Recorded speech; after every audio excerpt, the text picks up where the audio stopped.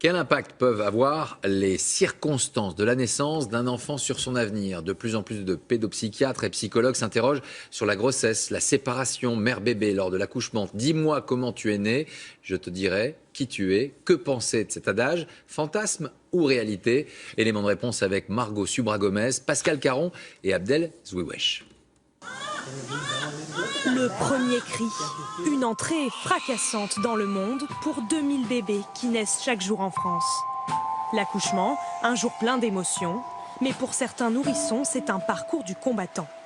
Des conditions de naissance difficiles que l'on découvre seulement plus tard. Emmanuel Paillard a appris que sa venue au monde s'était faite dans la douleur. Pour ma mère, c'est pas un souvenir très agréable en fait. La sage-femme m'a dit que j'étais toute bleue, que j'avais le cordon autour du cou. C'est vrai que là, il y avait une épreuve en plus avec l'idée, oui, qu'il y avait peut-être la mort aussi et l'étouffement en fait avec le cordon. Aujourd'hui, elle fait le lien entre cet accouchement à risque et les difficultés qu'elle a rencontrées dans la vie.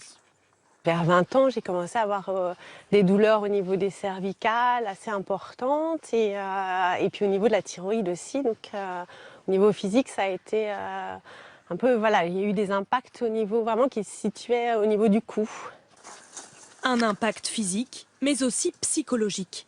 L'impression de manquer d'air, la difficulté à prendre des décisions. Emmanuel Paillard interprète ses soucis à la lumière de sa naissance compliquée. Une approche développée par certains psychologues. Dans la naissance, il y aurait la clé des questions que l'on se pose une fois adulte. Alors on va voir un petit peu ce qui s'est passé au moment de votre naissance. Si vous voulez bien. Donc, dans le cabinet de Lise Bartoli, les patients se plongent dans des souvenirs très lointains. J'ai parlé beaucoup avec ma mère. Je sais que je n'étais pas désirée. Et pour moi, c'est une évidence que ça a un impact. Parce que j'ai tout pour être heureuse. Mes parents m'ont donné tout ce qu'ils pouvaient, en tout cas. Mais il y a des choses enfouies, des traumatismes qui sont réactivés dans le quotidien en permanence.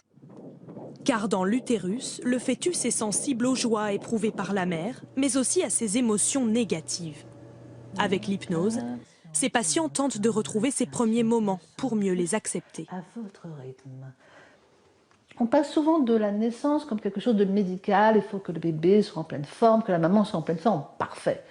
Mais on s'occupe peu du psychologique. Or, nous, évidemment, thérapeutes, c'est à ce moment-là, 10 ans, 20 ans, 30 ans, 40 ans après qu'on va voir les gens. Et c'est là aussi qu'on va pouvoir aller tirer le fil et arriver jusqu'au moment de la naissance. Cet apaisement. Une théorie que ne contestent pas les médecins, mais ils nuancent tout de même. Il y a des situations maternelles qui font que ça peut avoir des conséquences sur la santé ultérieure. Mais attention, c'est pas des choses automatiques. Il y a plein d'autres événements pendant la vie, d'environnement, qui vont aller moduler finalement tout ça. Alors, si les fées ne se sont pas penchés sur votre berceau à la naissance, pas de panique, l'histoire de la vie reste à écrire.